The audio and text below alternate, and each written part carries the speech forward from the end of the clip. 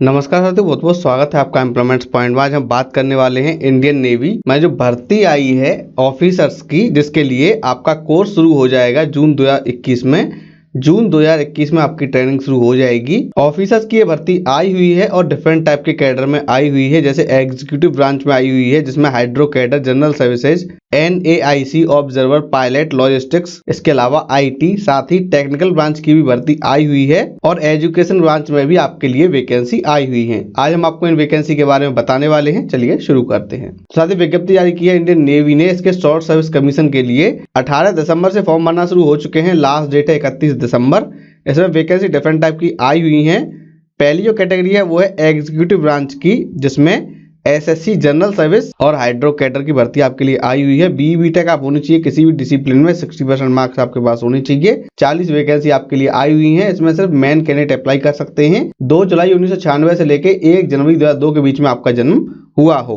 अगर हम बात करें SSC नेवल आर्मामेंट इंस्पेक्टरेट कैडर यानी NAIC की, तो आपने BTech कर रखा हो कम से कम 60% मार्क के साथ। मैकेनिकल में mechanical with automation, electrical and electronics, या फिर इलेक्ट्रॉनिक्स में, या फिर माइक्रो इलेक्ट्रॉनिक्स में, या फिर इंस्ट्रूमेंटेशन में, या फिर इलेक्ट्रॉनिक्स एंड कम्युनिकेशन में, या फिर इलेक्ट्रॉनिक्स एंड टेलीकम्युनिकेशन में, instrumentation and control engineering, production, control production, industrial engineering, applied electronics and instrumentation, IT, computer science, computer engineering, computer applications, metallurgy, metallurgical, chemical, material science, aerospace, aeronautical engineering, या फिर आपने post graduate degree प्राप्त कर रखी हो electronics में या फिर फिजिक्स में, यानी आपने MSc कर रखी हो इलेक्ट्रॉनिक्स में या फिर फिजिक्स में, आप अप्लाई कर सकते हैं। आपके 10th और 12th लेवल पर भी 60% मार्क्स होने चाहिए। साथ ही 10th या फिर 12th में आपके इंग्लिश में भी 60% मार्क्स होने चाहिए। तो इसमें MSc फिजिक्स और इलेक्ट्रॉनिक्स वाले अलाउ हैं। साथ ही BTech आपने कर रखा हो कंसर्न सब्जेक्ट में। 16 वैकेंसी है, मेल फीमेल दोनों के लिए भर्ती आई हुई है। 2 जुलाई 1996 से लेके 1 जनवरी 2002 के बीच में आपका जन्म हुआ हो। ऑब्जर्वर की बात करें तो आपने BTech कर रखा हो किसी भी डिसिप्लिन में 60% मार्क के साथ। साथ ही आपके 10th और 12th में भी 60% मार्क्स होनी चाहिए। 6 वैकेंसी हैं मेन की। 2 जुलाई 1997 से लेके 1 जुलाई 2002 के बीच में आपका जन्म हुआ हो।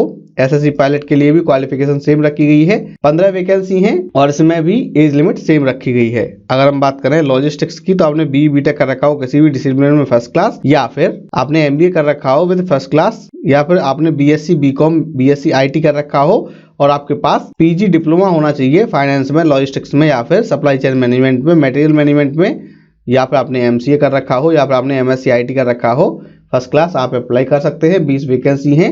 2 जुलाई 1996 से लेके 1 जनवरी 2002 के बीच में आपका जन्म हुआ हो। मैन और वुमेन दोनों कैंडिडेट अप्लाई करने के लिए एलिजिबल हैं। SSC IT की बात कर लेते हैं। तो आपने BTech कर रखा हो 60% मार्क के साथ कंप्यूटर साइंस में, या फिर कंप्यूटर इंजीनियरिंग में, या फिर IT में, या फिर आपने MSc कंप्यूटर साइंस से कर रखा हो, या फिर आपने MCA कर रखा हो, या फिर MTech कर रखा हो कंप्यूटर साइंस से। 25 वैकेंसी है।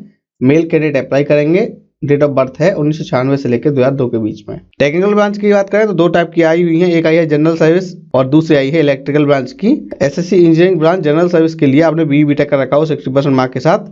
मैकेनिकल में मैकेनिकल विद ऑटोमेशन, मैरीन में, या फिर इंस्ट्रूमेंटेशन में, प्रोडक्शन में, एरोनॉटिकल में, इंडस्ट्रियल इंजीनियरिंग मैनेजमेंट में, कंट्रोल इंजीनियरिंग में, एरोस्पेस इंजीनियरिंग में, ऑटोमोबाइल्स में, मेटलर्जी में, मैकेट्रॉनिक्स में, या फिर इंस्ट्रूमेंटेशन एंड कंट्रोल में। 30 वैकेंसी हैं। मेन कैंडिडेट अप्लाई करेंगे। 2 जुलाई 96 से लेकर 1 जनवरी 2002 के बीच में आपका जन्म हुआ हो। और सभी वैकेंसी के लिए यही डेट ऑफ बर्थ रहने वाली है एजुकेशन के अलावा। अगर हम बात करें इलेक्ट्रिकल ब्रांच की, तो इसके लिए आपने BTech कर रखा हो कम से कम 60% मार्क के साथ इलेक्ट्रिकल में, इलेक्ट्रॉनिक्स में, टेलीकॉम में, इलेक्ट्रॉनिक्स एंड कम्युनिकेशन में, या फिर पावर इंजीनियरिंग में, या फिर पावर इलेक्ट्रॉनिक्स में, या फिर इलेक्ट्रॉनिक्स एंड इंस्ट्रूमेंटेशन में, या फिर अप्लाइड इलेक्ट्रॉनिक्स में, या फिर अप्लाइड इलेक्ट्रॉनिक्स एंड इंस्ट्रूमेंटेशन में, या फिर इंस्ट्रूमेंटेशन एंड कंट्रोल में, या फिर इंस्ट्रूमेंटेशन में, या फिर अप्लाइड इलेक्ट्रॉनिक्स एंड कम्युनिकेशन में। 40 वैकेंसी है मेल कैंडिडेट के लिए। अगर हम बात करें एजुकेशन ब्रांच की, तो इसमें आपने MSc फर्स्ट क्लास कर रखी हो मैथ में, ऑपरेशन रिसर्च में, और साथ ही आपके पास BSc में फिजिक्स होनी चाहिए। उसकी 6 वैकेंसी है। या फिर आपने फर्स्ट क्लास MSc कर रखी है फिजिक्स, अप्लाइड फिजिक्स या फिर न्यूक्लियर फिजिक्स में, और आपके पास ग्रेजुएशन में मैथ होना अनिवार्य है। वो कैंडिडेट जिन्होंने फर्स्ट क्लास MSc केमिस्ट्री से कर रखा है वो भी अप्लाई कर सकते हैं। जिनके पास 55% मार्क्स हैं MA इंग्लिश में, वो अप्लाई कर सकते हैं। MA हिस्ट्री आपने कर रखी हो, या फिर आपने BTech कर रखा हो कम से कम 60% मार्क के साथ इलेक्ट्रॉनिक्स में, इलेक्ट्रॉनिक्स एंड कम्युनिकेशन में, इलेक्ट्रिकल एंड इलेक्ट्रॉनिक्स में, या फिर इलेक्ट्रॉनिक्स एंड इंस्ट्रूमेंटेशन में, या फिर इलेक्ट्रॉनिक्स एंड टेलीकॉम में, या फिर इलेक्ट्रिकल में आप अप्लाई कर सकते हैं। वो कैंडिडेट जिन्होंने बी बीटेक कर रखा है मैकेनिकल इंजीनियरिंग में वो भी एलिजिबल माने गए हैं।